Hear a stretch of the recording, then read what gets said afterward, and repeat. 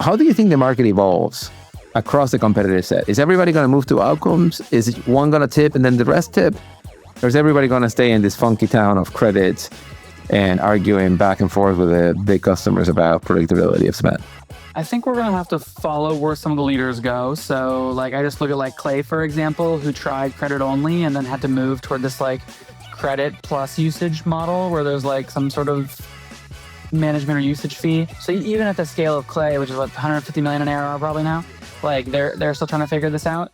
I think it's going to take AI getting good enough to tip the scales for one provider to be, and it's probably going to be a smaller company who's not willing to risk their existing revenue base, to come out and say full outcome-based pricing. I think it's going to take a brave early stage startup to go all in on outcome-based pricing and have it work and have everyone else see that it's going to work for everyone else to kind of like jump ship and move the needle. Today on the podcast, we got Max, the CEO and founder of Warmly AI. Warmly went from a LinkedIn scraper tool to a social network for salespeople to a tool that gives away leads to what it is today, one of the best inbound leads tools in the market, full stop. We dive into Max's journey of entrepreneurship, the last 6 pivots of Warmly's, Techstars, NYC, outcome-based pricing, and where it's all heading across the industry and what it takes to sell in an era of AI. This is an awesome conversation, and I can't wait for you to hear it. We get into some spicy stuff. Will SDR keep their jobs? Will A jobs go away? What's going to happen to all this? You want to find out?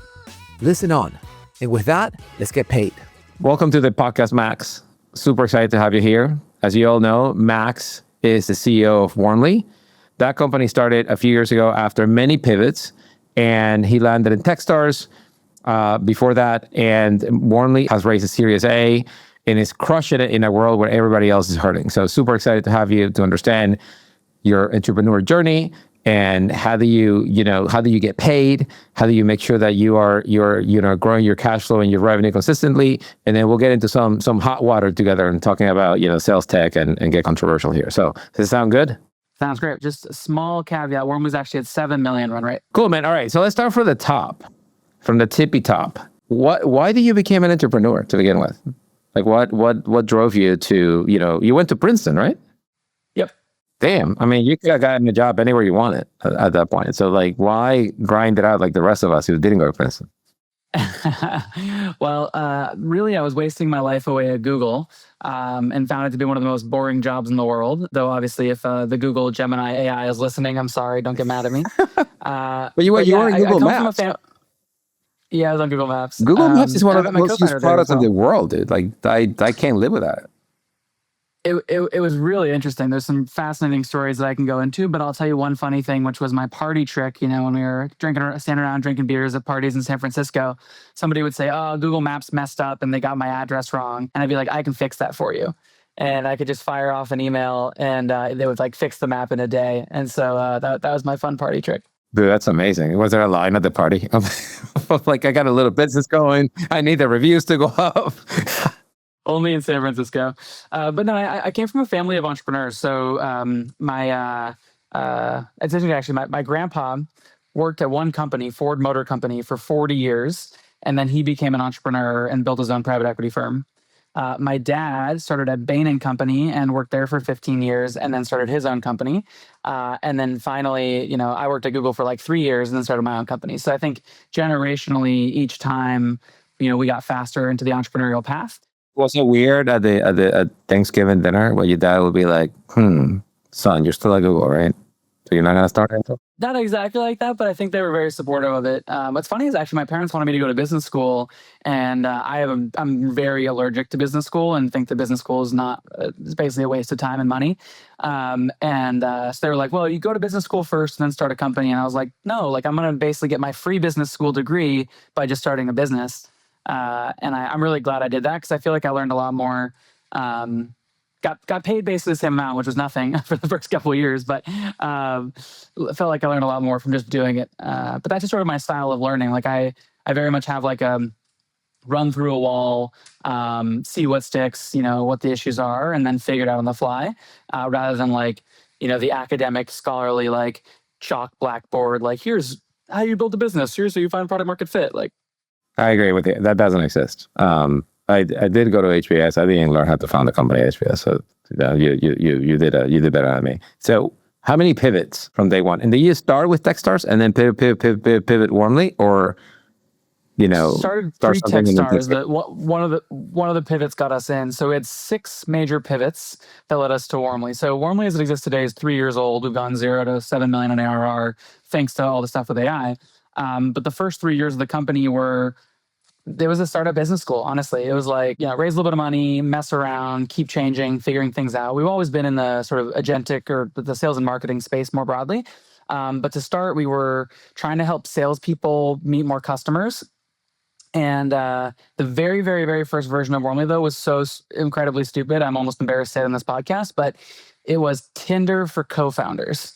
So I couldn't find a co-founder because I want to start a business. And so I was like, what if there was an app that could match us? And it was the worst app ever, and no monetization, made no sense. But it got me started. That was crazy enough that I quit Google with my co-founder, Karina. We met my co-founder, Alan, and started.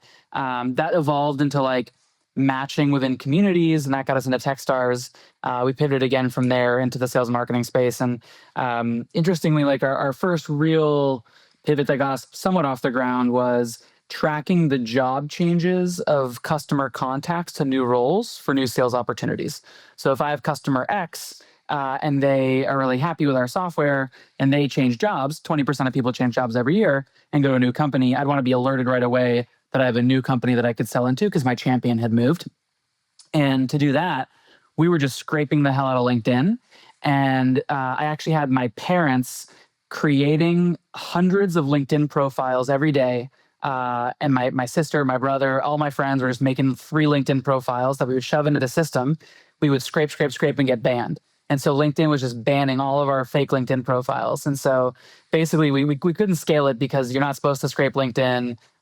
It just went super poorly. And so that iteration didn't work. We've since learned how to build our own proprietary data set at scale that monitors the public web for good information. But yeah, back in the day, it was just a fight against LinkedIn. We lost, pivoted again from there. So anyway, the pivots continue onward. All right, so hold on. Let's for the audience who's tracking, what is Warmly right now, and then we'll go back to the pivots to see how you got here. Cool. So Warmly today is an autonomous orchestration system for revenue agents. And so we help our customers find warm leads, chase those warm leads, and close new business.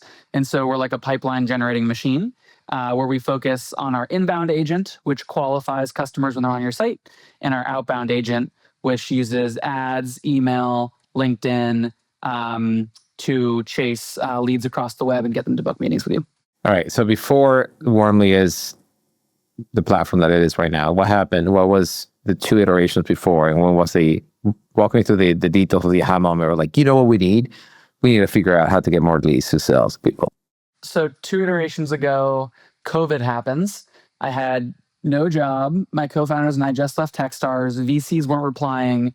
And we were like, we can't scrape LinkedIn anymore. We're screwed. This is why we leave Google. This is a terrible idea. And we said, okay, well, what's going to happen because of this COVID thing? Well, we think that Zoom is really going to take off. And they did. And Zoom announced this app store.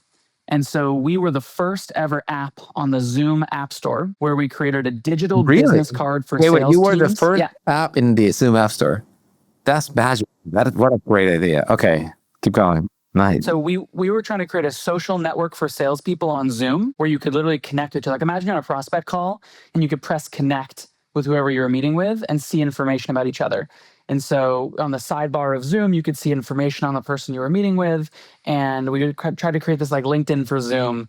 Didn't quite work, but actually there was an enterprise business there, which was helping salespeople look more professional on calls. And so it actually exists as one of our products today. We got that up to about $500,000 in ARR, but knew that it wasn't going to be a huge business. And so then we said, okay, well, this is not working. Zoom's kind of leveling out now that COVID's kind of over. But we have all of our past learnings from the past 3 years. We know what salespeople want to need. We know how to pull data from around the web. We know how to make people land more sales.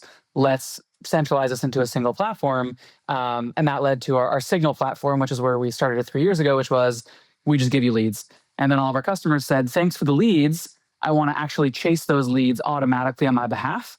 And so that's where we built AI agents to go chase them. And then what about the outbounding? Was that just following the same thread of like, okay, so I'm chasing these leads and now I want to chase more leads? So we started inbound with our, like back then it was like a chatbot, but now it's like a context-aware inbound agent that monitors your site and closes leads. And then customers said, well, if I don't catch them on the site, what do I do? And customers also said, I don't have enough website traffic to generate a lot of revenue from this. And so we said, great, we'll follow them outbound. So it started off as like a retargeting, which is like if someone comes to your site and we try to chat them and we miss them, they don't actually book a meeting, we'll just retarget them on email, LinkedIn, and ads. But then that led to, well, wait a minute, let's just do it for your whole TAM. So now we have a TAM scoring agent that goes in, understands your TAM, builds lead lists, lead scoring, and then goes outbound. So it's the full thing. And customers are responding well, but obviously there's a ton to figure out in the age of AI around how to monetize this effectively. All right. So what is a Princeton dude with the highest qualifications coming from a distinguished family of Bain consultant entrepreneurs doing in the dirty and hustle of sales and marketing tech? Like, how do you find yourself in this place? How do you, like, what is your imposter syndrome like when you wake up and be like, what am I doing? So it's funny you say that. So look, like I felt like moving out of Silicon Valley, Google was supposed to be the big cool thing. I was supposed to be this cool person at Google. And everyone out in Silicon Valley was like, Google sucks. Like, Google's a big company. Like all the cool kids are starting startups, whatever. And so I was like, oh, maybe I want to be an entrepreneur like my family. All right, screw it, I'll be an entrepreneur. And I had this like big vision for Tinder for Cofounders that just didn't work out. And then we get to Techstars. And I remember very distinctly, they pair us with mentors. And so I was in Techstars Boulder. And David Cohen was around. The OG. Nicole Blaros, That's it was right. awesome. Yep. Yeah. And so one of the Techstars mentors says, what are you guys doing this consumer social bullshit? The world's about B2B. You should do B2B SaaS. And we're like, B2B SaaS? Wait, who said that? Wait, who said that?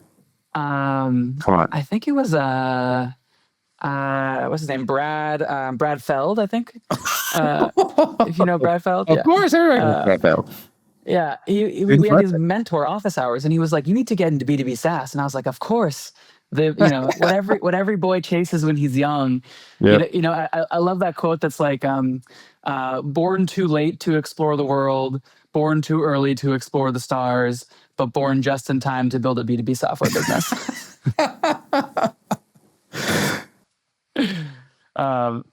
Yeah. Anyway, so we get to B2B SaaS, and then you have like 8 weeks till demo day. So we're in Techstars, and it's like demo days in 8 weeks. We don't have a business. What do we do? And people were like, well, the fastest thing to make money is to help other people make more money by doing sales leads for them. And so we're like, yes, sales leads gets people money the fastest.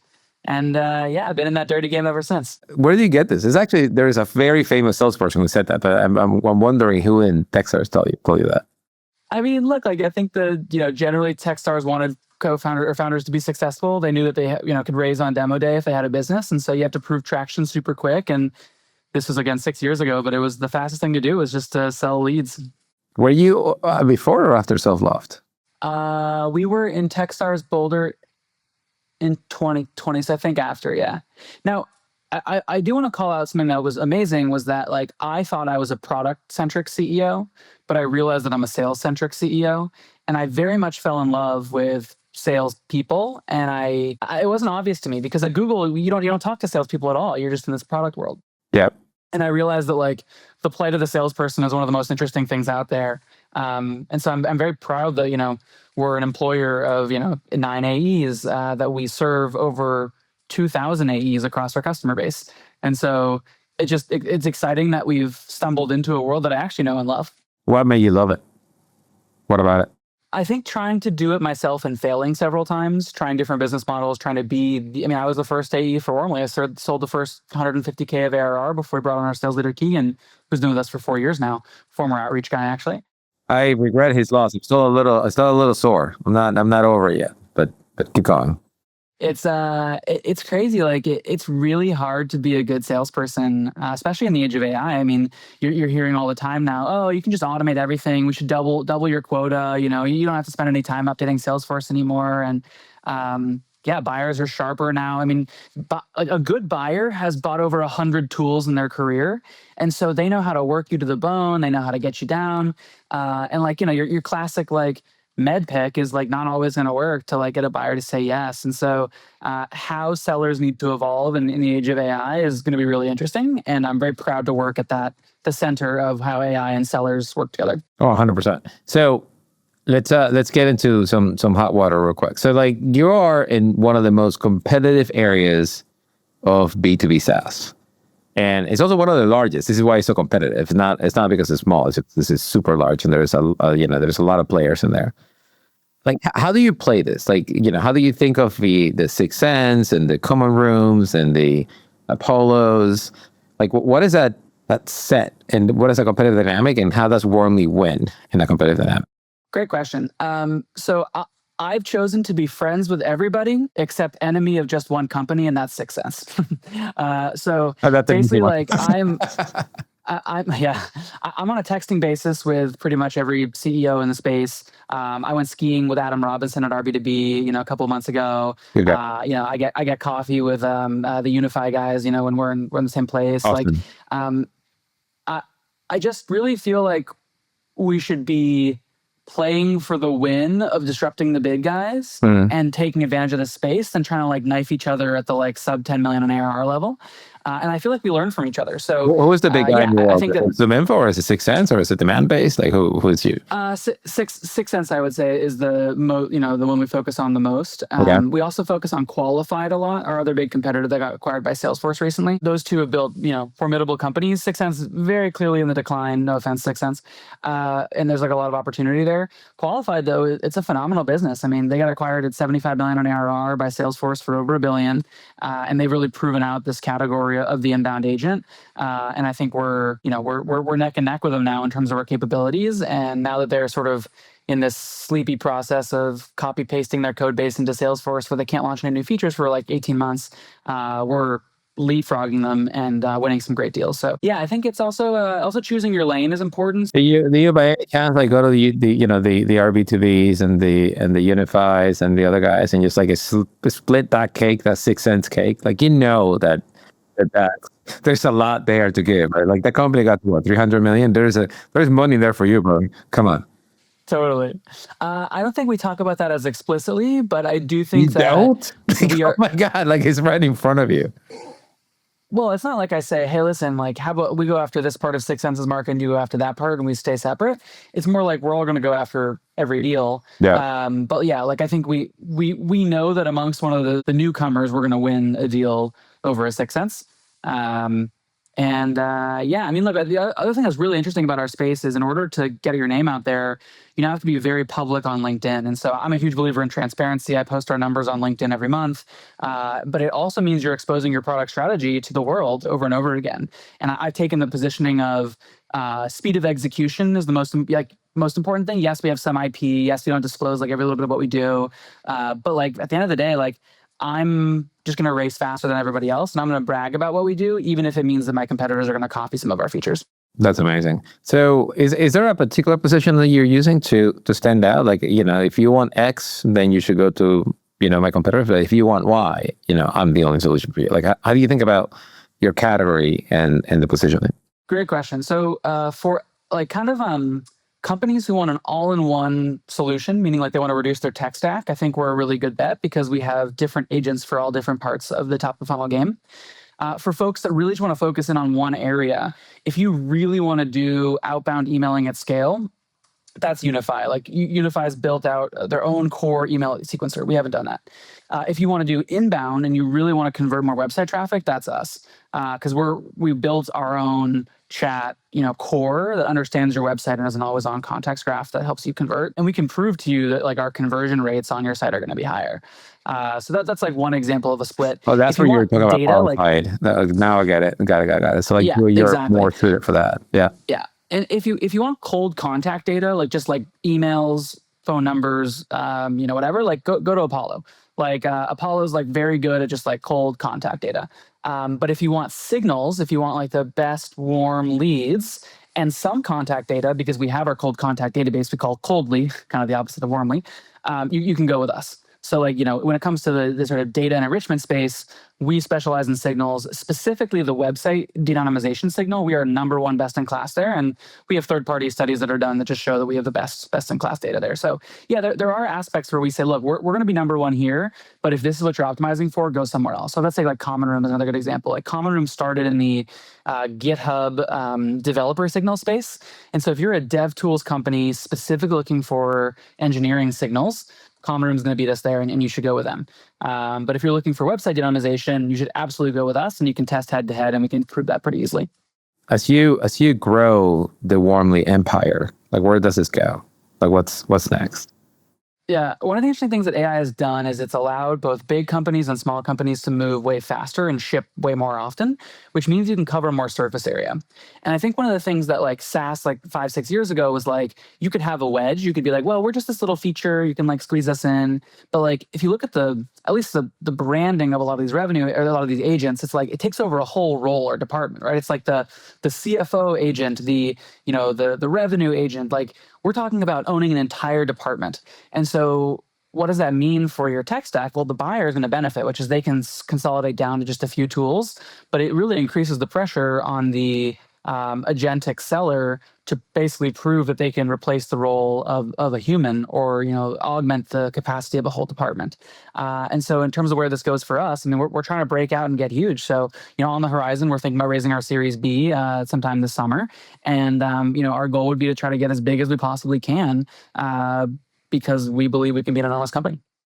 How do you think about if Warmly's hired? Like Warmly's hired to do what? Like what is the outcome that Warmly delivers after a couple months of being deployed? Like what happens to a company that hires Warmly to do the job? More pipeline. So it's increased the number of dollars in your pipeline. We make sure demand gen sees that they have an increase in total dollars to go after and more opportunities. By how much and what percent? Typically, customers see anywhere between 10 and 25% pipeline increase within 6 months. 25% over 6 months increase in pipeline. Ideally 25, but yeah, between 10 and 25% in measurable increase directly attributed to us within 6 months. How do you do the attribution? Yeah, this is where it gets tricky. So attribution is tough because you have lots of different sources. So for example, let's say you run an ad. So you paid $1 for an ad. Somebody clicked on that ad and came to your website. Then our inbound agent pops up and chats with you and gets you to book a meeting. The question is like, how much do we deserve? Like we didn't find them, we didn't source them, but we converted them. So you have like first versus last touch attribution. Then you could argue, well, we went to an event and we warmed them up and then they saw an ad and then they came to the site and used the inbound agent, or you're outbound to email touch points. So it's like, you have to kind of slice and dice the attribution a little bit. And we don't want to take credit for the full end-to-end lead unless we source it entirely ourselves. So for example, if we de-anonymize on your website somebody who didn't convert yet, but you didn't know existed, and then we email them from our AI SDR outbound and book you on a meeting, like we deserve the full credit there. And so we have two types of attribution. We have warmly sourced and warmly engaged, I think it's called. And so we measure those two pipelines numbers for you, whereas the like engaged, it's a negotiation with the customer, but like we like to believe we can take 20 to 25% of the value, and then warmly sourced, we think we deserve 100% of the value for. All right, so that's how you deliver value. How do you capture value? How do you get paid? What's your monetization model? Yeah, so Warmly is a credit model. And so we have two types of credits that you pay for. One is data, so like leads that we find. And the other one is AI, which is amount of engagement. So one message from our AI chat is a single credit. One email sent from our outbound mechanism is an AI credit. And so it's kind of like different credits amount to different things, rolls up into a monthly bucket of credits. And then you purchase number of leads per month or number of credits that you want per month. And obviously, if you hit a limit and run out of credits, we can either roll over or you can basically use the product without AI. So your chat can still communicate with your prospects, but it's not going to like AI generate special messages. It'll fall back to more static chat. Were you always that way, or is this a recent pricing change? Let's see, 18 months ago, we added in the AI credit component. We've always been based on number of leads. So the very, very first monetization model was how many leads do you want de-anonymized on your website per month? And if your website traffic was 10,000 a month, we'd recommend 5,000 a month credits. And we have one credit, one lead. And then we got into person level website de-anonymization. So now we tell you the person who visits your website and the company who visits. So now the company is less valuable. So that's like 1 credit and the person is 2 or 3. And then people said, well, if you have the company who visits, can you suggest ICP personas that I might want to reach out to based on the company that's come by the website? So then those count credits to like add more data. So it kind of like expanded from there. But yeah, I mean, honestly, Manny, like it's gotten complicated and our customers, it's funny, it's so full circle, but like they used to hate the per seat model. It was like, no, we don't want to do per seat. We don't want to have to think about who we add and I'm a human. So keep it simple for me, just give me a bucket of credits or do a one-time platform fee or whatever. So we like move that direction. And then now you have different credit amounts, it's hard to predict exactly what Warmly might cost every year. I mean, people can set it at a certain amount, but for our enterprise customers, they want to have some clear amount they're spending. And so they're like, well, can we go back to a per seat model because we want to be able to predict what we're spending? And so customers will complain, and I'm sure you see this all the time. But I think we're still evolving, very much learning what's working and what's not. And it sounds like solutions like Paid really move the needle to help customers figure out the different styles of charging that you can run, because it's extremely hard without Paid to be able to run a test on what kind of pricing do you want to use for customers. So we're excited to be paid customers. That's amazing. So let me double click on one thing that you said. So you have 2 types of credits, right? One for data and one for AI. First of all, what got you there? Like, what was the rationale of separating the 2 credits? And then, what's the difference in consumption margin, whatever else you can tell us between one credit and the next? Yeah, so we started with just data. We didn't have AI in the product 3 years ago. And then when we started adding AI, the cost of compute for AI went up a lot. And so we wanted to kind of measure value to consumption on a margin. And so from a margin perspective, I mean, we run a very, a good margin business. I won't share the exact margins, but the data tends, for a long time, was higher margin than the AI, but the cost per credit of AI has gone down tremendously, even in the last 6 months. And so we're doing a lot of optimizations. Like, for example, let's say you come to the website and I shoot you a chat, I just say hello. The word hello is not a computationally intense message, but actually is the highest converting one. And so instead of running all this analysis on who your ICP is and you're back testing against your closed won data, so you might say like hello exclamation mark versus hello lowercase h, whatever, we just say hello. So we can use a cheaper model there for the beginning, which obviously makes it more attractive on a cost per lead basis. But then as you get deeper into the agentic conversation, we're running evals and scoring analysis, and we literally infuse the agent with medpic, right? So it's using a qualification framework for its conversations with the people that it's talking to, and that obviously is more computationally intensive. So interesting. So you have different harnesses depending on the methodology you're using. Like you have a MANT and a medpic and we would call it skills. So we have a single agent harness for the inbound agent, and then it's privy to different skills that we train it with or that our customer adds in. And so you can choose your sales methodology as one of the skills that it focuses on to match whatever you do within your organization. What are the most what is the most used skills, or the ones that your customers ask for the most? I mean, medpic. Well, so just in terms of skill calls, the most called ones are look at my CRM and figure out, what interactions have I had with this account in the past, and then look if I've had any past conversations with this company, and then what signals has the company been exhibiting in terms of their buying behavior. So those are the 3 most utilized skills. But then when you get into sales methodology as a skill, I have to get back to you. It's got to be a close tie between BANT and medpic. There's one called Spin that I've been seeing recently. Spin 7, of course, yeah. I know that super well. Yeah, that one's super famous. Yeah. And customers can upload whatever methodology they want. I mean, literally, you're training the equivalent of a human to learn this thing. And then, speaking of your former company, Outreach, we're going to be pulling in Kaya transcripts now. And so you can infuse the agent with your best calls, and that will, of course, make it even smarter in its interaction. That's amazing. Do you see any pressure or margin as you scale this credit thing, or is credit helping you, navigate the model changes that is almost monthly at this point? I was going to say no pressure on margin because of the way we've done credits as a scaling mechanism.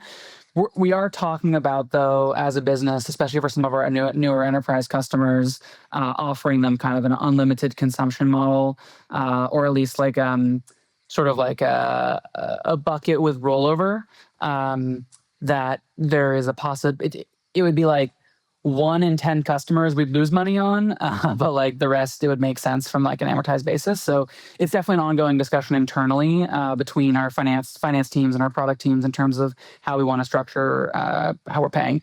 I mean, what's interesting as well, and you probably saw this earlier this week, last week, Intercom launched their sales agent, Finn. And I thought the pricing model was really interesting because on the customer support side, people have started to move toward $1 per resolution, which is seems like a fair, customer support, knock something out. But on the sales side, a resolution being a qualified book meeting could be worth an enormous sum of money for certain customers, right? I mean, if you sell $1 million software, are you really going to only have to pay $1 for that lead? I mean, SDRs might get paid $500 for a lead. So I think that So the way that Finn is starting out is just cost per lead, it's just $1 per lead. And I think they know that that's not the right long-term pricing model. And so they're going to have to figure out how to assign value for outcome-based pricing. And one of the things we've talked about is, let's take our SDRs, for example.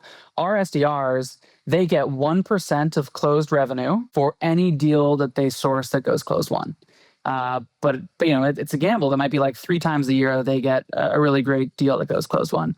And so imagine, this is hard to do. I'm sure you probably have a lot more thoughts on this technically, but imagine if we were to create a world where kind of like a human salesperson is incentivized. Imagine if you were to take a % of closed won deals as generated through your activities as a sales agent. Have you floated that by your customers? Yeah, a couple of them. On the smaller end of customers, they like that a lot. The bigger end of customers, they're like, well, we have to true it up. How do we get you into our Ariba portal? There's a bunch of complication there. Ariba doesn't support outcome-based pricing, so sorry, can't have it. Yeah, exactly. But yeah, I mean, look, if the world moves to it, imagine how powerful it'd be to say, our product is free, and you only pay for what value we deliver for you. That's super powerful in theory, but one of the problems I'll just sort of state for the VC ecosystem out there is VCs expect ARR growth. And if I can't model for them what my business, is going to look like on a recurring basis, it's just hard for them to underwrite that risk when they think about investing in us. Look, all the fast-growing companies are growing on the back of credits or tokens or some kind of consumption mechanism. There's no assurances. So when you talk to your own board and you have this credit model, how do you can't even report AR, right? Well, we can, because our customers are signing contractually to an annual number of credits, given monthly to a limit. Customers all the time hit their limit, go over, and then buy an additional upsell package. But we can recognize those as ARR. But yeah, I have a lot of friends companies who are building, software as a service businesses, service as a software business, and their model is purely outcome based, and I think that's pretty exciting for the industry. Yeah, where do you see your own patch of grass going over time, right? Everyone is having a mix of credits and seats, and we all know that people are hiring you for an outcome. People are hiring you for pipeline. So where is that? Where is that going? Will it tip ever, or will it stay in this sort of in between land? I think you're going to see a big split between enterprise sticking per seat, consistent payment and spend, and then ultra SMB being a race to the bottom on how cheaply can I give this to you? I have 1,000 options that are all kind of the same. I'll just pick the one that has the literal highest percentage outcome. I'll try 3. Maybe I'll pay $100 a month for each one. Whichever one delivers me the most value wins. Think about the labor market for SDRs and AEs. A lot of people will hire, 3 AEs, let's just say SDRs. They'll hire 3 SDRs, and they'll kind of pit them against each other, and they'll be like, hey, you 3 work for 2 quarters, and whoever has the highest, the highest conversion rate gets to stay. Whoever doesn't hit quota has to go. And that's sort of treating, that's what you do with your human employees today. Why wouldn't you do the same with software? The counter that I always have for this is that I never met in my career any organization that couldn't use more pipeline. So, you see what I mean? Have you ever walked into a meeting? I think I had a meeting like that once in my life, and I think they were full of shit, to be frank.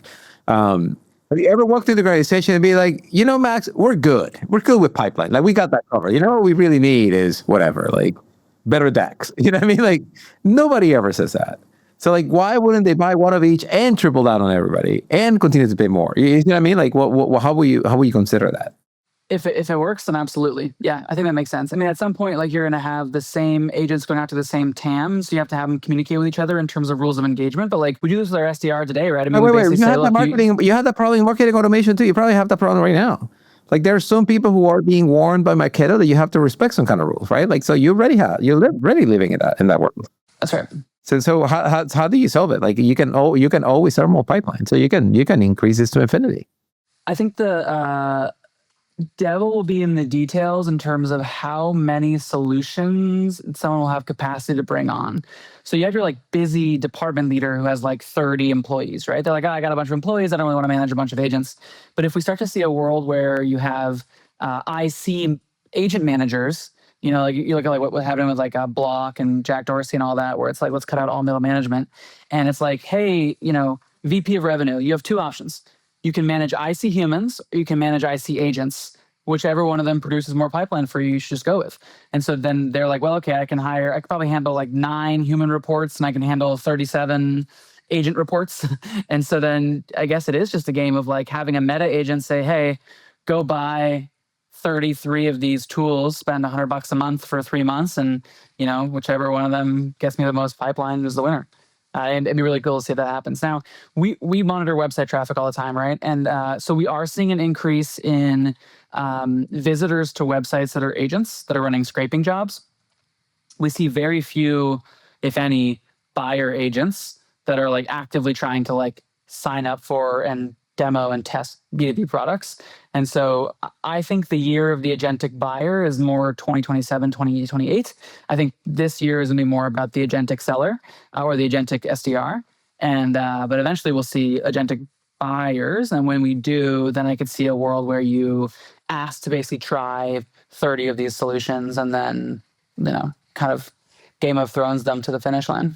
What happens then to the job? What happens to SDRs? What happened to AEs? Like what's your prognosis there?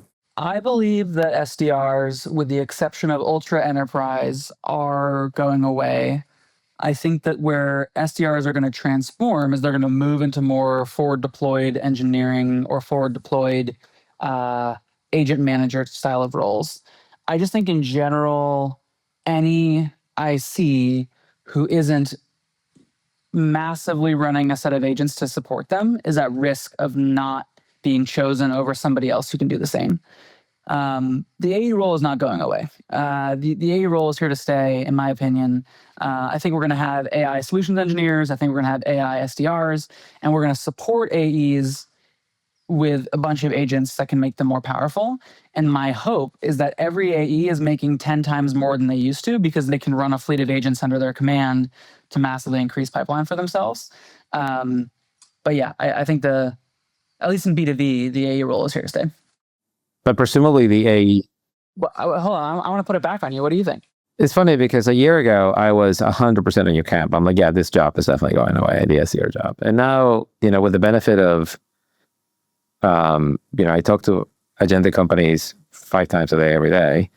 I feel that it hasn't settled yet, and the direction of travel is such that you want to make sure that you still have a great experience, whether it's a cold call or a so like inbound problem through the conversation. That and qualified leads are so precious that you want to almost ensure a great conversation every time. And an agent may not be able to get you there right away. So for instance, one very common problem that I saw in sales, and I'm sure you're saying the same thing too, is that when an inbound lead comes in and is properly qualified, they already know a lot about the market. You see what I mean? And they come into you with a problem. So they're coming in the middle of the funnel. They're not coming at the top of the funnel with like, tell me about what you do. And like, I think I have a problem like the one you solved. But they come in the middle of like, I have this problem. I talked to 3 people. I'm in the middle of researching this thing. This is my point of view. What you got? You see what I mean? And now you have to get into this pattern interrupt kind of mode. I don't know if you heard that word, where where you have to get him out of that specific space, reopen the aperture for your potential buyer, and get into an education kind of conversation. And I think agents will get there, but I also think that humans will continue to evolve and get better at what they do. So I don't know that the role specifically is going away, because I never believed that should have been a very narrowly scoped role where you bang the phone or take inbound leads.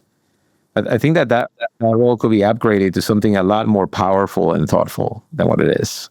I love the way that you're describing it. I think it came from a world where you would take new grads without skills to essentially perform manual tasks that couldn't be automated yet. And now the role needs a refresh, which is have you ever, Harry Sims, who was the SDR head at Comroom?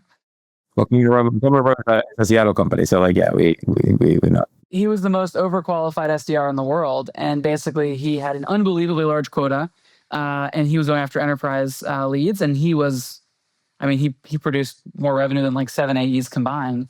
So I think to wrap up the point here, I love the idea of redefining the SDR role for the AI era.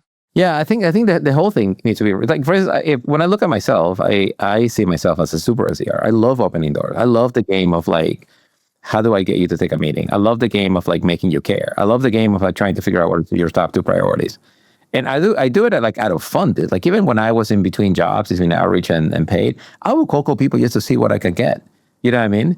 I would call CEOs and be take a meeting with me. I'm running an idea about you. I have nothing to sell, but I still do it because I find the game fun. You see what I mean? And I'm sure it gets boring and repetitive if you have to do 100 of those a day. But I feel there is a special place for strategic navigators, if you would, right? A person who's, especially in enterprise, you're not banging the phone. You're like a sniper shot, working your way through it to opening the right doors. One of the most fun periods I remember is when, the SDRs were in charge of having a lot of conversations across the account at the wrong levels to gather information for an AE to create a dossier that can be put in front of a CXO. You see what I mean? So you were not those were not meetings per se. Those were sort of incursions. So those were very, very deliberate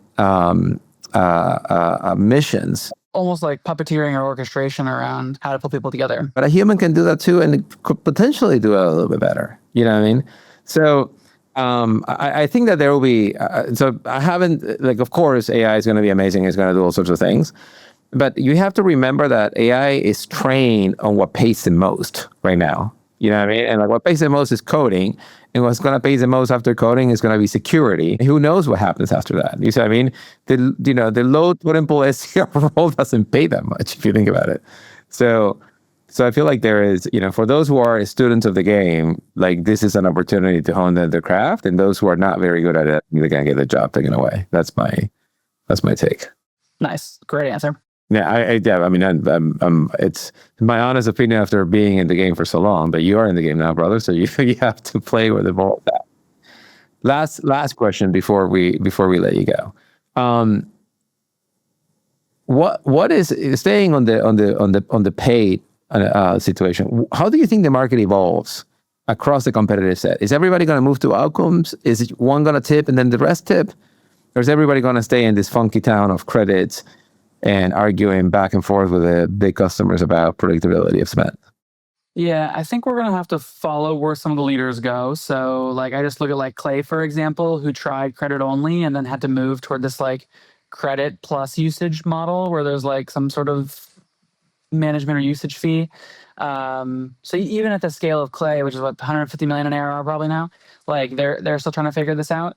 I think it's going to take AI getting good enough to tip the scales for one provider to be, and it's probably going to be a smaller company who's not willing to risk their existing revenue base, to come out and say, full outcome-based pricing, it only works if it really works. And then they stand by the fact that it really works. And then everyone's going to be forced into a corner where it's well, shoot, we thought we had a lock-in on this contract because it was a 2-year, 100K deal. And then someone comes along and says, no, you can literally try me for free alongside your current stuff, and you try them for free and they're beating your current stuff, all of a sudden, it's just the new way to sell. So I think it's going to take a brave early stage startup to go all in on outcome-based pricing and have it work and have everyone else see that it's going to work for everyone else to kind of like jump ship and move the needle. I have a hunch that AI is going to get there by the end of the year, but I don't think AI is there today. What is your hunch of who's going to flow first? Who's going to lead the way? Who's going to burn the ships and move inland? I guess the funny thing is, like, do you burn the ships because you're desperate or because you have a belief that it's like truly the way to go? What do you think Intercom did? Was it desperate or they have true belief? Desperate. I think it was desperate. Nice. Okay. So who's desperate enough in the go-to-market space to burn the ships? Yeah. All my competitors, because we're crushing them. But who's first? Come on, name me some names. I gotta go make some cold calls here. So who am I calling first? I think you should go with one of the cold contact databases who aren't doing as hot as ZoomInfo or Apollo. I think if you go after some of the cold contact databases, they're worried about going headless underneath Claude, because once you go headless, then it's just about a data comparison. Like ZoomInfo is offering what I think is like 100 free credits if you like access them through Claude and then you hit a paywall.